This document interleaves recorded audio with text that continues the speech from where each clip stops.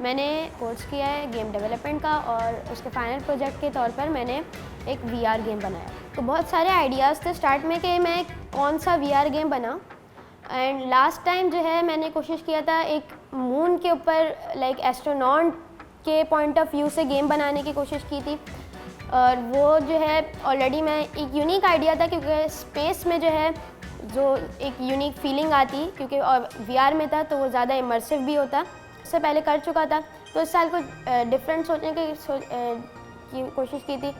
तो इस तरह के और बहुत सारे आइडियाज़ थे जिसमें मैं कार गेम भी बना सकता था, लेकिन ये आइडिया जो है शॉप का इसलिए मुझे यूनिक लगा था कि आपके पास सिर्फ आप गेम में अकेले नहीं होंगे और भी जो है कस्टमर्स आ रहे होंगे। और इस तरह जैसे एस्ट्रोनॉट वाले में था, उसमें एलियंस थे, उसमें गेम में आप और भी लाइक चीज़ों से आप इंटरेक्ट कर सकते थे।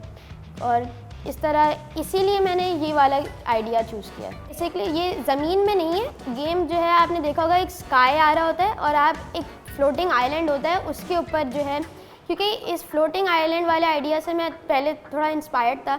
इससे पहले एक और गेम मैंने बनाया था, सोर के नाम से था, तो उसमें भी मैंने फ्लोटिंग आइलैंड्स के अराउंड गेम बनाया था। आपका काम यह है आपने फ्रूट सेल करना है, आपके पास कस्टमर्स आते हैं और वो आपसे रैंडम बेसिस पर जो है कौन सा फ्रूट मांगना है, ये एक उसकी एल्गोरिथम जो है वो रैंडम है, कितने मांगने हैं वो भी रैंडम है, कौन सा किस स्किन का कस्टमर आएगा वो भी रैंडम है। आपने देखा होगा इसमें शायद 3-4 तरह के कैरेक्टर्स हैं, एक बच्चा भी है इसमें और 2 मैन हैं, एक फीमेल कैरेक्टर है।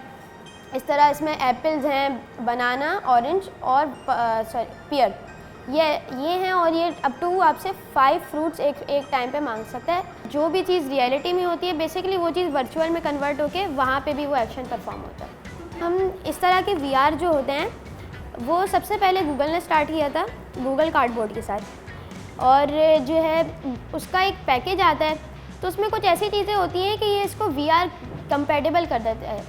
अगर हम खुद एक गेम को देखें तो अगर हम कोई नॉर्मल मोबाइल का गेम बनाएंगे उसकी स्क्रीन एक होगी, आप अगर अपना मोबाइल टर्न करेंगे तो उसमें गेम पे कोई फ़र्क नहीं पड़ता।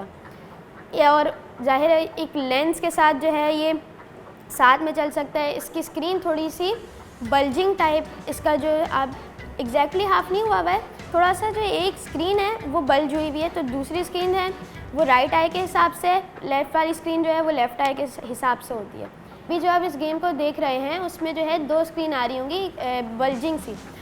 इसमें जब आप वीआर गॉगल्स इसके लगाएंगे साथ में तो वो लेंस की वजह से वो दोनों स्क्रीन एक साथ ब्लेंड हो जाएगी और आपको नज़र सिर्फ एक स्क्रीन आएगी। पाकिस्तान में इतने अच्छे गेम बनाए नहीं जाते, ना मैंने ज़्यादा पाकिस्तान के गेम्स देखे हैं ना खेले हैं। फ़ॉरेन गेम्स के बारे में हर थोड़ी देर पे हमें सुनने में आता है कि ये फ़ॉरेन गेम है, इसमें ये अपडेट आई है और ये नया फ़ॉरेन गेम आया है। तो इससे जो है हमारे मुल्क को ज़्यादा कोई फ़ायदा नहीं होता, उल्टा फ़ायदा जो है फ़ॉरेन नेशंस को होता है। हमारे मुल्क को नुकसान ही होता है कि अगर वो ऐसी चीज़ डालें जो अपने मुल्क का उनके लिए एक तरह से प्रोपेगेंडा हो या फिर उनके मुल्क को सपोर्ट कर रहा हो, तो हमें पता भी नहीं चलेगा और हम उनके मुल्क को सपोर्ट कर रहे होंगे। लेकिन यहीं अगर हम पाकिस्तान में बैठे अपने गेम्स बनाएं तो उसमें हम ऐसी चीज़ें डाल सकते हैं जो अगर हम 14 अगस्त के हिसाब से गेम बनाएं कि फॉर एग्ज़ाम्पल ऑबी बेस्ड गेम हो कि अगर आप कहीं और जाएं तो गिर जाएं और आप एक तरह जेल में हो और I don't know may be कायदे आज़म आके आपको बचा रहे हों, या इस तरह का कोई भी एक यूनिक आइडिया जो सिर्फ आपके जहन में क्लिक हो और वो आप खुद बना सकते हैं। ये जो है गेम डेवलपमेंट का फ़ायदा है।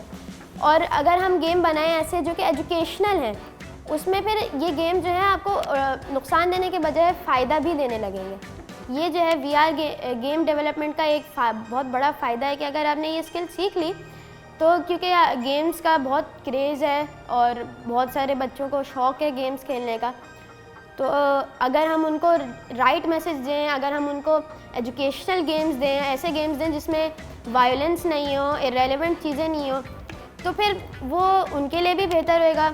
और अगर हम उसमें साइड में जो है अर्निंग भी डाल सकते हैं, जैसे कुछ प्ले स्टोर पे या फिर एज पे आप अपलोड करना चाहें तो उससे भी आपको साइड अर्निंग भी होती रहेगी। मैंने भी ये चाहा था कि इस गेम को मैं itch.io पे अपलोड करूं लेकिन अभी मैं उसी पे काम कर रहा हूँ कि इसको अपलोड करूँ। फॉर द मोमेंट वेबसाइट पता नहीं खुल नहीं रही है, तो इसलिए अभी तक मैंने इसको डाला नहीं है ऑनलाइन। एक एग्जीबिशन में कोई आया था तो उसने कहा था कि जैसे अगर ये गेम है, इसमें दूसरे गेम्स में ये फ़र्क है कि आप अगर इसमें हिलते रहेंगे, आप इसमें एंगेज रहेंगे, आपके हाथ हिलते रहेंगे। और जो मॉडर्न वीआर गेम्स हैं उसमें भी ये होता है कि आप जो है ट्रेडमिल पे फॉर एग्जांपल खड़े होते हैं, तो अगर आप रनिंग करते हैं, आप गेम में भी रन करें और फॉर एग्जांपल आपके पीछे अगर जैसे ज़ोंबी हो और आप रनिंग करना शुरू हो जाएँ, तो वो ऑटोमेटिकली आपकी हेल्थ के लिए भी बेहतर होगा। ये एक जो है वीआर गेम्स का फ़ायदा है।